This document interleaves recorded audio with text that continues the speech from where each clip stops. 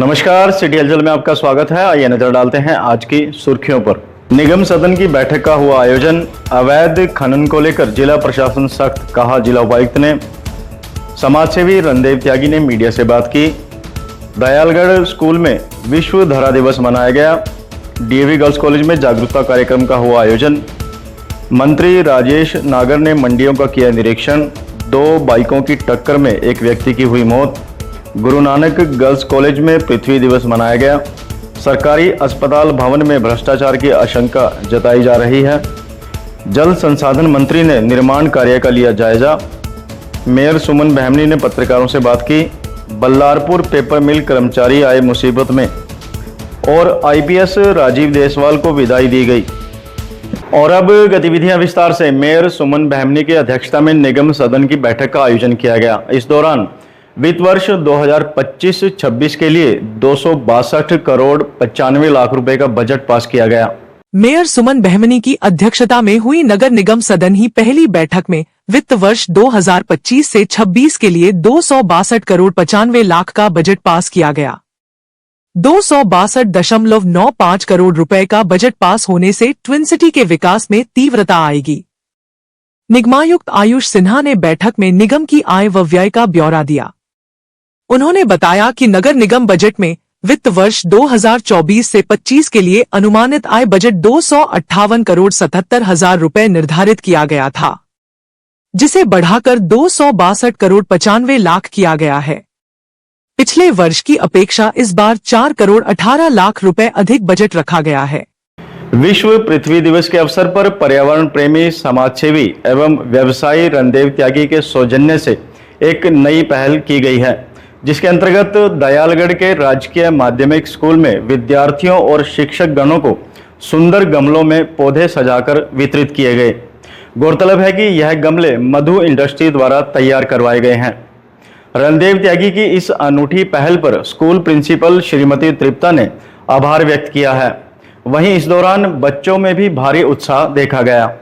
समाज सेवी, पर्यावरण प्रेमी और व्यवसायी रणदेव त्यागी द्वारा विश्व पृथ्वी दिवस पर एक नई पहल की गई है। इस उपलक्ष्य में रणदेव त्यागी के सौजन्य से यमुनानगर के दयालगढ़ में स्थित राजकीय माध्यमिक विद्यालय के विद्यार्थियों को सुंदर गमलों सहित पौधे वितरित करके विश्व पृथ्वी दिवस पर अनूठी मिसाल पेश करने का काम किया है। आपको बता दें कि रणदेव त्यागी को समाज सेवा एवं पर्यावरण संरक्षण के क्षेत्र में अग्रणी भूमिका निभाने वाले प्रतिष्ठित व्यक्ति के रूप में जिला यमुनानगर के साथ साथ प्रदेश भर में जाना जाता है। विश्व पृथ्वी दिवस के अवसर पर पर्यावरण संरक्षण की दिशा में उन्होंने समाज को संदेश देने का सराहनीय कार्य किया है। दयालगढ़ के सरकारी विद्यालय में समाज सेवी रणदेव त्यागी के माध्यम से पौधे व सुंदर गमलों का वितरण एक हरित संदेश की पहल माना जा रहा है। हरियाणा के फूड, सिविल सप्लाई एवं उपभोक्ता मामलों के मंत्री राजेश नागर द्वारा जिला की विभिन्न अनाज मंडियों का निरीक्षण किया गया। इस दौरान उन्होंने किसानों व आढ़तियों से बात भी की। हरियाणा के फूड, सिविल सप्लाई एवं उपभोक्ता मामलों के मंत्री राजेश नागर ने यमुनानगर जिला की विभिन्न अनाज मंडियों का दौरा किया। इस दौरान उन्होंने किसानों, आढ़तियों एवं अधिकारियों से बातचीत की। बाद में मीडिया से बातचीत करते हुए नागर ने कहा कि यमुनानगर जिला में 29,000 मीट्रिक टन गेहूं मंडियों में आ चुका है, जिसमें से 21,000 मीट्रिक टन की लिस्टिंग हो चुकी है, जबकि 90% का भुगतान भी हो चुका है। अब तक 6,500 किसानों ने अपना गेहूं मंडियों में दिया है। वहीं राजेश नागर ने कहा कि वर्षा के कारण गेहूं में कई जगह नमी आई थी, जो 1-2 दिन में ठीक हो जाती है। इसके अलावा किसी तरह की कोई शिकायत नहीं मिली है। उन्होंने किसानों, आढ़तियों एवं अधिकारियों से भी बातचीत की है। हरियाणा की सिंचाई एवं जल संसाधन मंत्री श्रुति चौधरी ने मंगलवार को जिले का दौरा किया। इस दौरान उन्होंने पश्चिमी यमुना नहर पर चल रहे निर्माण कार्यों का जायजा लिया। हरियाणा की सिंचाई एवं जल संसाधन मंत्री श्रुति चौधरी ने मंगलवार को यमुनानगर जिले का दौरा किया।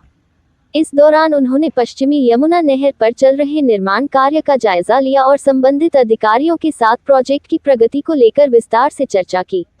उन्होंने स्पष्ट निर्देश दिए कि नहर निर्माण कार्य को निर्धारित समय सीमा के भीतर पूरा किया जाए, ताकि स्थानीय लोगों को समय पर बेहतर सुविधाएं मिल सकें। गौरतलब है कि यह पश्चिमी यमुना नहर श्रुति चौधरी के दादा एवं हरियाणा के पूर्व मुख्यमंत्री बंसीलाल की सोच और नेतृत्व में बनाई गई थी। इसी ऐतिहासिक संदर्भ के चलते श्रुति चौधरी आज यमुनानगर के हामिदा हैद के पास पहुंची और नहर के पुनर्निर्माण व मरम्मत कार्य का निरीक्षण किया। उन्होंने मौके पर मौजूद अधिकारियों को निर्देश दिए कि नहर में पानी की आपूर्ति के दौरान किसी भी व्यक्ति को असुविधा का सामना न करना पड़े और कार्य में किसी भी तरह की कोताही बर्दाश्त नहीं की जाएगी। श्रुति चौधरी ने बताया कि नहर की मरम्मत का कार्य तीव्र गति से जारी है और जल्द ही इसे पूरी तरह ठीक कर लिया जाएगा। उन्होंने कहा कि इस मरम्मत से नहर की जल आपूर्ति क्षमता में सुधार होगा, जिससे किसानों और आमजन को फायदा पहुंचेगा। मेयर सुमन बहमनी ने मीडिया से बात करते हुए कहा कि निगम क्षेत्र के सर्वांगीण विकास के लिए करोड़ों रुपए का बजट पास किया गया है, जो भविष्य में निगम क्षेत्र के लिए मील का पत्थर साबित होगा।